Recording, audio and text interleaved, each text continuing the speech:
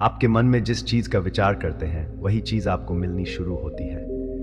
यदि आप धन के बारे में सोचते हैं तो आपके पास धन आना शुरू हो जाएगा।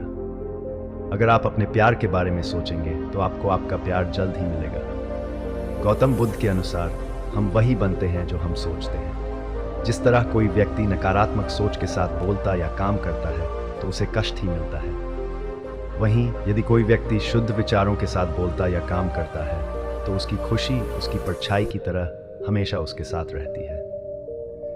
आज हम आपको गौतम बुद्ध की एक ऐसी कहानी सुनाने जा रहे हैं जिसे जानने के बाद आप जीवन की सभी समस्याओं को आसानी से हल कर सकेंगे। एक बार की बात है, महात्मा बुद्ध प्रवचन दे रहे थे। उनके प्रवचन में आसपास के कई लोग शामिल थे। सभी लोग ध्यान से बुद्ध को सुन रहे थे। थोड़ी देर बाद प्रवचन समाप्त हो गया। लोगों ने बुद्ध को प्रणाम किया और अपने अपने घर की ओर चल पड़े, लेकिन एक युवक वहीं बैठा रह गया। बुद्ध की नज़र उस युवक पर पड़ी और उन्होंने पूछा, क्या बात है वत्स, कोई सवाल है क्या? युवक बुद्ध के पास गया, प्रणाम किया और बोला, प्रभु मैं बहुत उलझन में हूँ, जितना सोचता हूँ उतना ही उलझ जाता हूँ। बुद्ध ने पूछा, कैसी उलझन है वत्स? युवक ने हाथ जोड़कर कहा, प्रभु ये संसार कितना विशाल है। संसार में लाखों करोड़ों लोग रहते हैं, उनमें भी एक से बढ़कर एक विद्वान, कलाकार, योद्धा है। ऐसे में मुझ जैसे साधारण व्यक्ति का क्या मूल्य है? युवक की बात सुनकर बुद्ध मुस्कुराए और बोले, तुम्हारी जिज्ञासा का उत्तर मिलेगा, पर इसमें थोड़ा समय लगेगा। तब तक क्या तुम मेरा एक छोटा सा काम कर सकते हो? युवक ने कहा, प्रभु यह तो मेरे लिए गर्व की बात है, आप आदेश करें। बुद्ध ने युवक को एक चमकीला पत्थर देते हुए कहा, तुम्हें इस पत्थर का मूल्य पता करना है, पर ध्यान रहे इसे बेचना नहीं है। युवक ने पत्थर लिया, बुद्ध को प्रणाम किया और बाजार की ओर चल पड़ा। बाजार में पहुंचकर उसने एक आम बेचने वाले दुकानदार को पत्थर दिखाते हुए पूछा, क्या आप इस पत्थर की कीमत बता सकते हैं? दुकानदार ने पत्थर की चमक देखकर कहा, यह पत्थर खास नहीं लगता, पर मैं इसके बदले सी आम दे सकता हूँ। युवक को दुकानदार की बात पर क्रोध आ गया और वह आगे बढ़ गया। फिर वह एक सब्जी वाले के पास गया और उसे पत्थर दिखाते हुए उसका मूल्य पूछा। सब्जी वाले ने कहा, मैं इसके बदले एक बोरी आलू दे सकता हूँ। युवक ने समझा कि सब्जी वाला भी उसे मूर्ख बना रहा है और वह आगे बढ़ गया।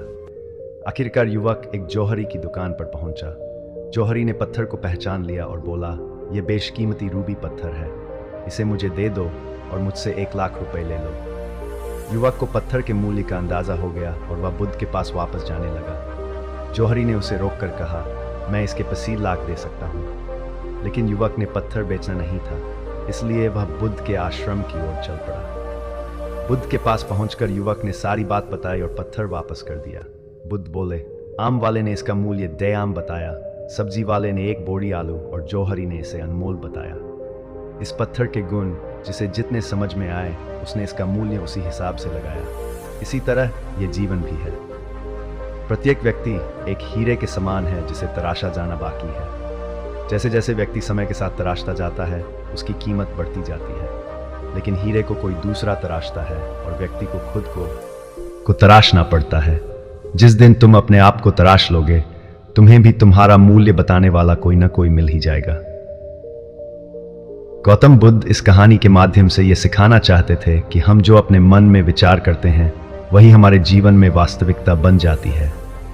अगर हम सच्चे मन से किसी चीज की इच्छा करते हैं तो वह चीज हमें अवश्य प्राप्त होती है।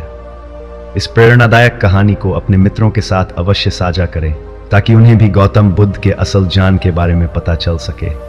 और कमेंट बॉक्स में नमो बुद्धाय लिखना न भूलें।